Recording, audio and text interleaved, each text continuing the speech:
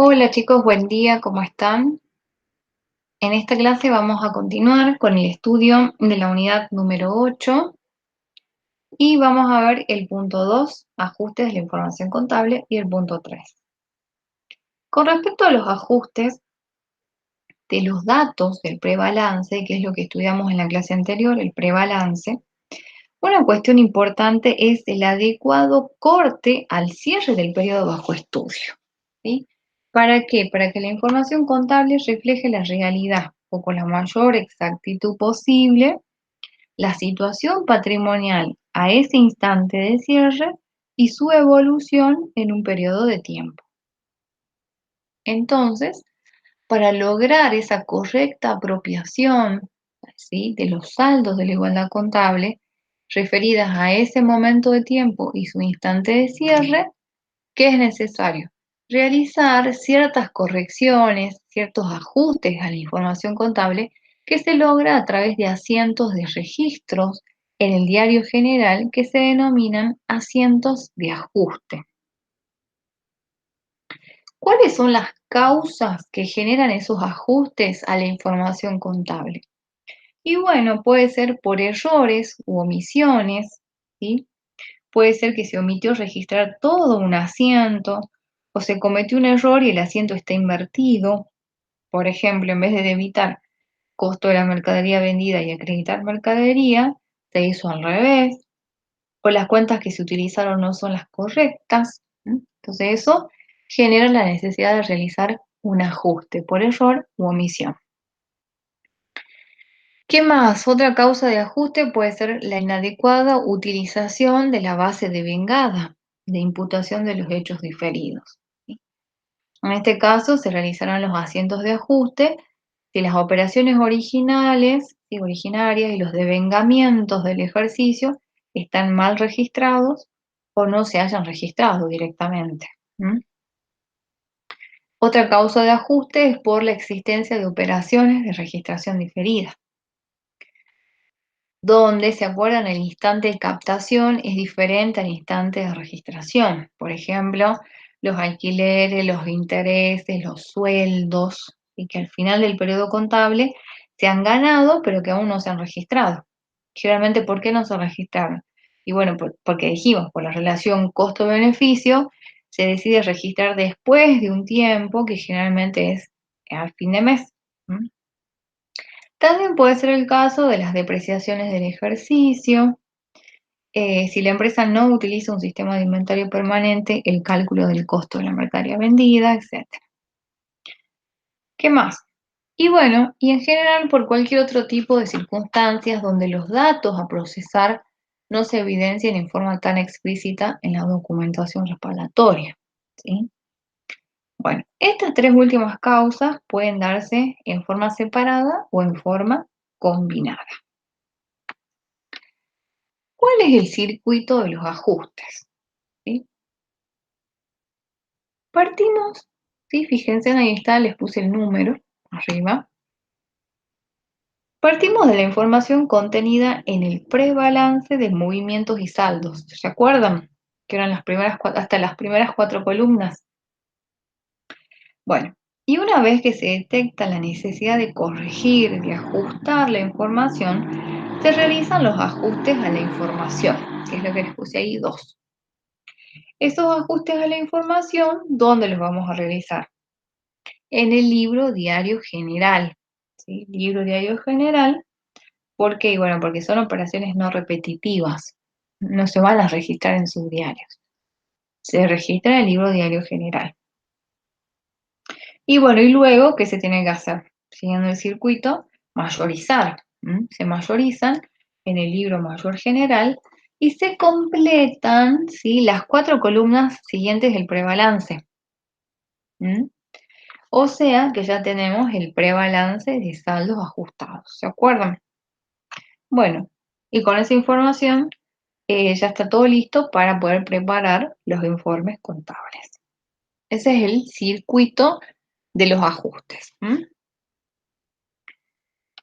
Y decimos, bueno, ya teniendo ese prebalance completo, que les voy a recordar la estructura, el diseño, teniendo este prebalance completo, entonces estamos en condiciones de realizar los informes contables. Bueno, es lo que vamos a ver ahora. El punto 3. Es decir, que ahora vamos a ver las herramientas, ¿sí?, de la tercera etapa que hacen posible la exteriorización de la información contable a los usuarios. Bueno, recordemos que esas herramientas dependen del usuario. ¿Se acuerdan? Para usuarios externos, o sea, para los terceros, tenemos los estados contables, donde vamos a distinguir los estados contables básicos y su información complementaria, que es lo que vamos a estudiar en este punto 3. Y luego están los informes contables para uso interno, que es para los usuarios internos, que son los reportes. Que eso no lo vamos a ver por el momento. Bueno, entonces, ¿qué vamos a ver? Informes contables para terceros, que son los estados contables. ¿Sí? ¿Qué tenemos? Estados contables básicos e información complementaria. Los estados contables básicos son 4: el estado de situación patrimonial, el estado de resultados, el estado de evolución del patrimonio neto y el estado de flujo efectivo.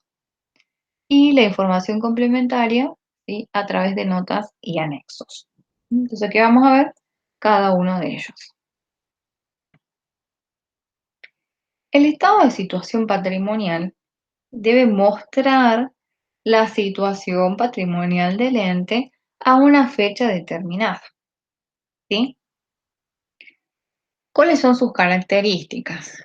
Bueno, por su contenido es un estado horizontal, porque su información mantiene la igualdad contable fundamental, ¿sí?, en la que el activo es igual al pasivo más el patrimonio neto. Veamos acá, tienen un modelo de estado de situación patrimonial, ¿sí? Si se fijan, tienen acá en la parte izquierda el activo y en la parte derecha el pasivo y en una línea el patrimonio neto. Se mantiene, ¿sí?, la igualdad activo igual a pasivo más patrimonio neto. Entonces decimos, por eso es horizontal. Además, es un estado estático.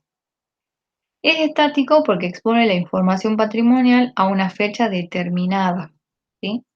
A una fecha determinada.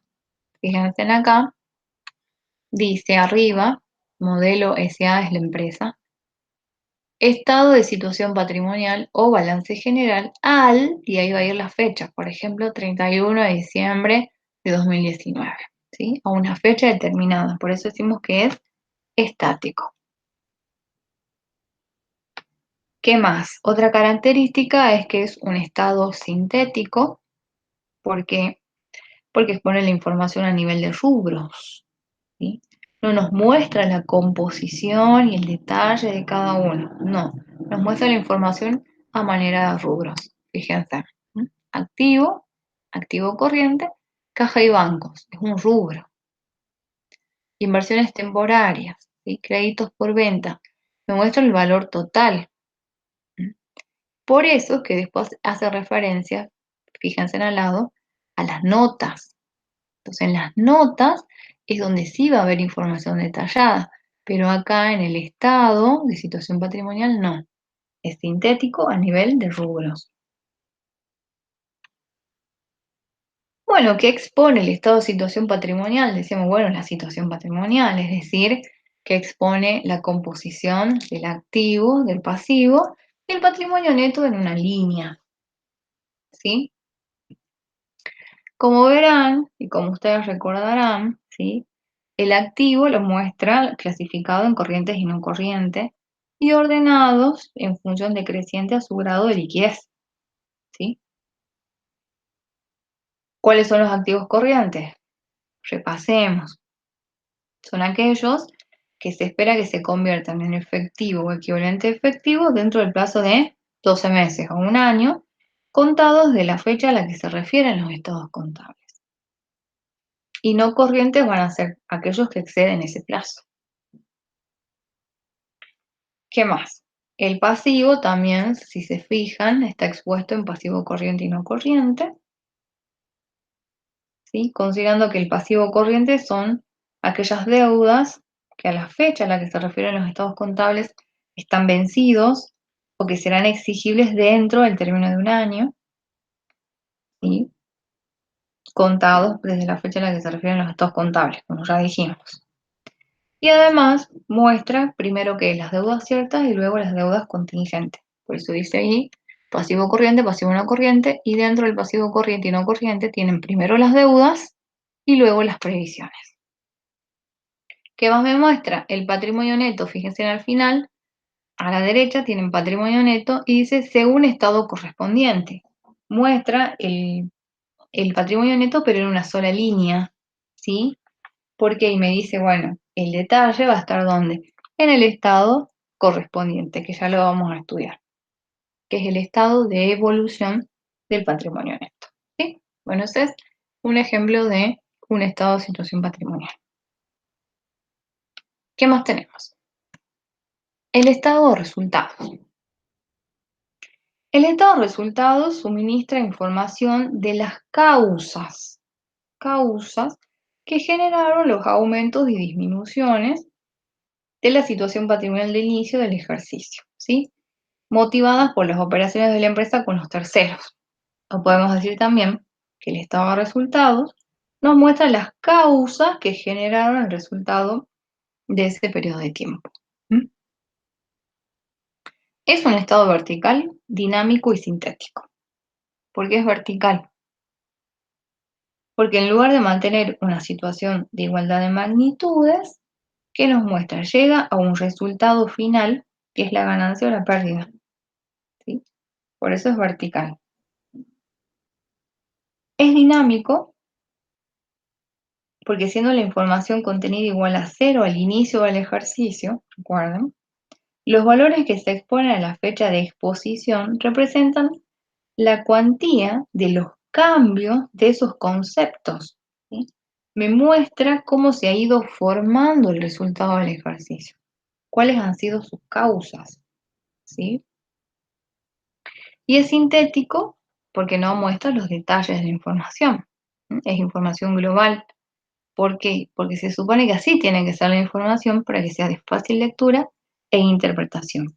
Pero hace referencia a las notas o a los anexos, ¿sí? Donde sí hay un mayor grado de análisis. Entonces, si se fijan, acá hay un ejemplo, tienen ahí un estado de resultados, les dice por el ejercicio anual finalizado el, ¿sí?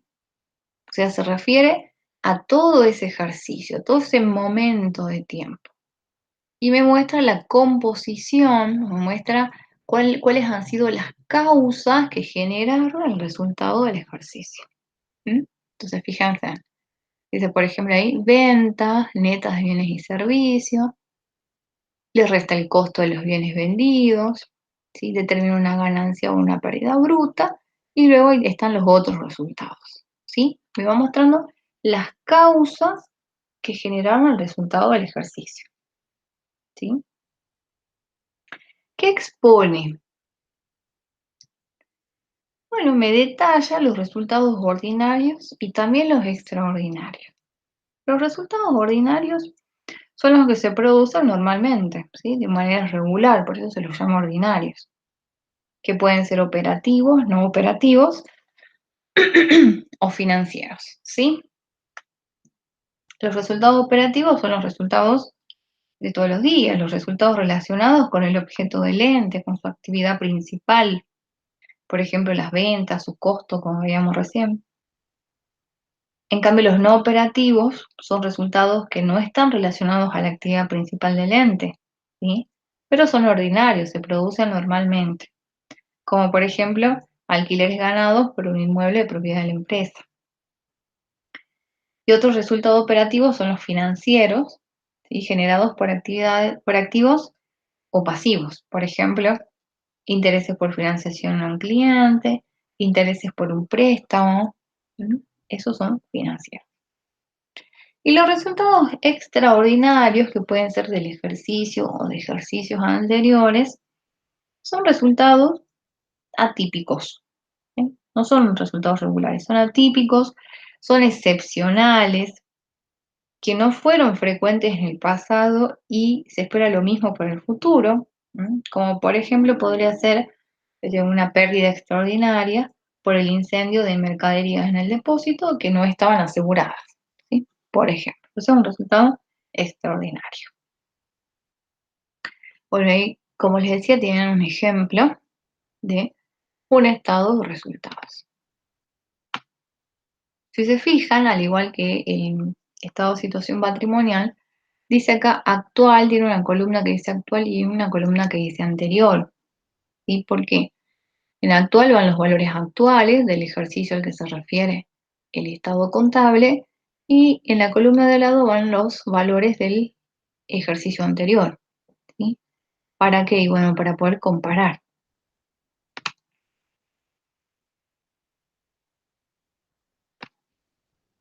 El otro estado es el estado de evolución del patrimonio neto. El estado de evolución del patrimonio neto informa la composición del patrimonio neto, o sea, cómo está compuesto, y las causas de los cambios producidos durante el periodo presentado, ¿sí? Se me muestra cómo está compuesto el patrimonio neto en forma horizontal y en forma vertical me muestra todos los cambios que se produjeron al patrimonio neto, ¿sí? Ya sea cualitativos o cuantitativos. Por ejemplo, cualitativo puede ser la constitución de reservas con ganancias, ahí no modifica el patrimonio neto, y cuantitativos puede ser, por ejemplo, la distribución de ganancias a los socios, que eso sí disminuye el patrimonio neto. El estado de evolución del patrimonio neto, que es ese, ¿sí? Es un estado dinámico y es analítico. ¿Por qué es dinámico? Es esencialmente dinámico porque comienza exponiendo los valores de los componentes al inicio del ejercicio. ¿Sí? Por eso ahí ven que ustedes que dice a la izquierda, donde dice saldos al inicio del ejercicio, modificación del saldo, saldos al inicio del ejercicio modificado. ¿Sí? Y luego detalla los cambios producidos en esos componentes. ¿Sí? Por ejemplo, por suscripción de acciones, capitalización de aportes irrevocables, por distribución de resultados no asignados, desafectación de reservas, etc. ¿Sí? Entonces ahí me muestra cuáles han sido los cambios. Y esos cambios me muestra detalladamente. Y por último muestra los saldos al cierre, fíjense, dice ahí, saldos al cierre del ejercicio, al final. Entonces podemos decir que también es analítico. ¿Por qué? Porque expone en forma detallada cada uno de los componentes del patrimonio neto. Si se fijan, dice aporte de los propietarios y resultados acumulados, que son los dos grandes componentes. Y me muestra en detalle. Capital, ajuste de capital, aportes irrevocables, prima de emisión, etc. ¿Sí? Me muestra todos los componentes en forma horizontal. Y en forma vertical, como les decía recién, me detalla todos los cambios cualitativos o cuantitativos que se produjeron en el patrimonio neto. Entonces podemos decir que es un estado dinámico y que es un estado analítico. Y acá, donde dice saldos al cierre, si se fijan ahí, dice totales después a la derecha del ejercicio actual y del ejercicio anterior. Bueno, ese total de la columna totales del ejercicio actual al cierre es el total que ustedes tienen en una sola línea en el estado de situación patrimonial. ¿Sí? Por eso es que nos dice ver en estados respectivos, que es este. Bien. El otro estado es el estado de flujo efectivo. El estado de flujo efectivo muestra los cambios en la variación de la suma de los componentes patrimoniales del efectivo y los equivalentes de efectivo. Este informe contable es un estado que se confecciona sobre la base financiera, o sea, considerando el movimiento de efectivo del ejercicio. Nos permite ver cómo la empresa empleó el dinero durante ese momento de tiempo. En forma vertical, fíjense en cómo es, ¿sí? en forma vertical nos muestra la variación del monto de efectivo y equivalentes. Es la variación neta ocurrida en el periodo. ¿Cómo varió el efectivo en ese ejercicio, por ejemplo? Y también muestra las causas de las variaciones, ¿sí? Esas causas se exponen por separado. ¿Causa de qué? Les reitero. Las causas de las variaciones que hubo en el efectivo. Esas causas pueden ser tres: actividades operativas, que son las principales actividades de la empresa, que generan ingresos; actividades de inversión, que corresponden a la compra y venta de activos realizables a largo plazo y de otras inversiones que no son equivalentes a efectivos; y las actividades de financiación, que son movimientos de efectivo y equivalentes de efectivo por transacciones con los propietarios del capital o con los proveedores de préstamos. Esas son las actividades de financiación. ¿Mm? En este caso del estado de flujo de efectivo, se puede realizar de dos maneras, que llaman el método directo o el método indirecto, que ustedes lo van a estudiar en tercer año. Bueno, acá lo que tienen es un ejemplo por el método directo, ¿sí? Bueno, si se fijan ahí, primero dice variaciones del efectivo y el otro título es causa de las variaciones del efectivo. Entonces, en las variaciones del efectivo, ¿qué me muestra? El efectivo que la empresa tenía al inicio del ejercicio, ¿sí? Alguna modificación que hubiera que realizar, el efectivo modificado, si es que hay modificaciones, y me muestra el efectivo al cierre del ejercicio. Entonces, si me muestra el efectivo al inicio y el efectivo al cierre, la diferencia es el aumento o la disminución del efectivo que hubo en ese ejercicio, ¿sí? Bueno, por ejemplo, si hubo un aumento del efectivo, me va a mostrar cuáles son las causas que generaron ese aumento de efectivo, ¿sí? Si hay una disminución, cuáles son las causas de esas disminuciones. Esas causas del aumento o disminución del efectivo pueden ser por actividades operativas, ¿sí? Actividades de inversión o actividades de financiación. Bueno, y esas causas se van colocando acá al costado, los importes, y luego de realizar la suma algebraica me tiene que dar ese aumento o disminución del efectivo, ¿sí? Ese es el estado de flujo de efectivo. Y por último, tenemos la información complementaria. La información complementaria brinda información adicional a la contenida en los estados contables, ¿sí? Permitiendo por medio de notas y anexos aclarar o especificar el contenido sintético de los estados. Y recordemos que dijimos que los estados son sintéticos, ¿sí? Salvo el estado de evolución del patrimonio neto.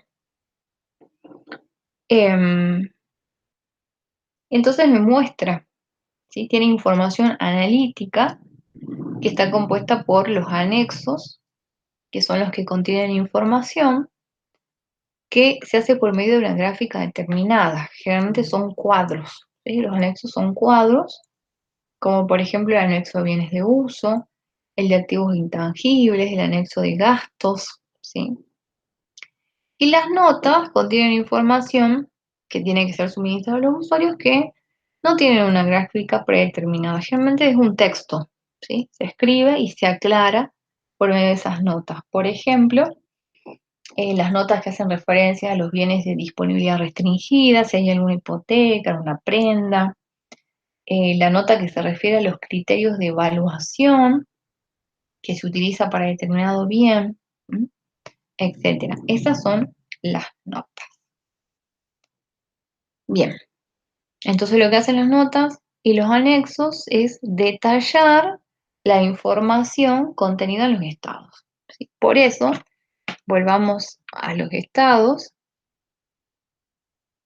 Por ejemplo, acá el estado de situación patrimonial hace referencia a la nota tanto, ¿sí?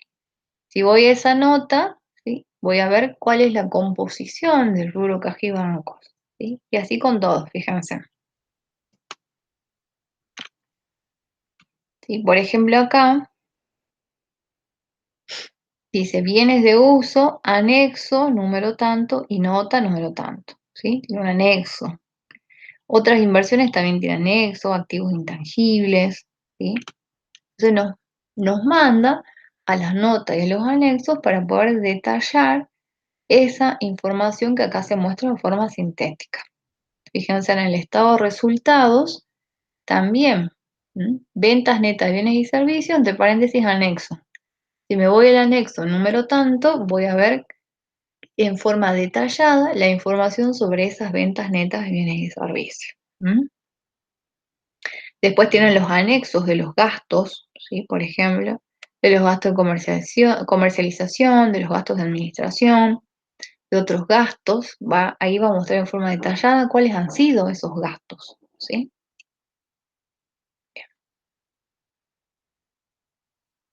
Acá, si se fijan, no hace referencia a notas, ¿sí? ¿Por qué? Porque acá está toda la información detallada. Y dijimos que este sí es analítico, no es sintético.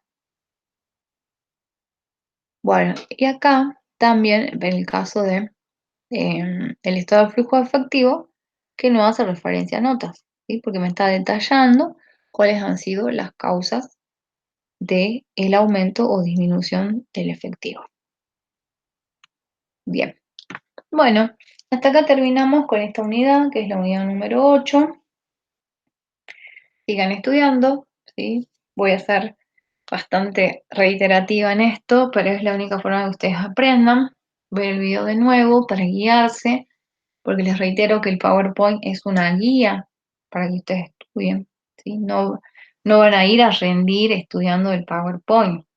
Lo que nosotros les damos es una ayuda, una guía, para que ustedes luego se sienten con los libros, con el material y estudien, ¿sí? Estudien, los relacionen con la práctica, porque no se puede estudiar en forma separada la teoría de la práctica ni la práctica de la teoría, está todo junto, ¿sí? Traten de entender y obviamente si no entienden algo, porque siempre cuando estamos estudiando hay cosas que no entendemos, para eso estamos los profesores, consulten en los foros, ¿sí? Bueno, chicos, a seguir esforzándose. Esta situación no es fácil para nadie, ni para ustedes como alumnos, ni para nosotros como profesores, pero tenemos que tratar de dar lo mejor de ambos, ¿sí? Bueno, nos vemos en la próxima clase.